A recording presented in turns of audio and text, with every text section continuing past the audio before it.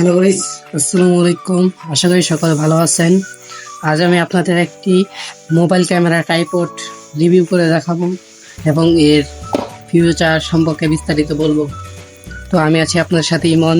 আপনারা দেখছেন review electronics. তো চলুন আজকের ভিডিওটি শুরু করা যাক। প্রথমে আমি এটিকে তুলে নিব। এই ট্রাইপডটি আলাদাভাবে আছে।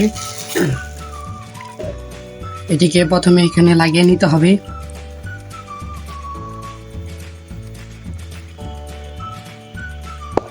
এবং এটা হলো এখানে মোবাইল রাখার সিস্টেম। এখানে আপনারা মোবাইল রাখতে পারেন। এইভাবে টান দিয়ে বাইর করে এখানে আটকে নিতে হবে এবং এটা এখানে খুলে এটা সহজেই টেবিলে রাখা যাবে এইভাবে।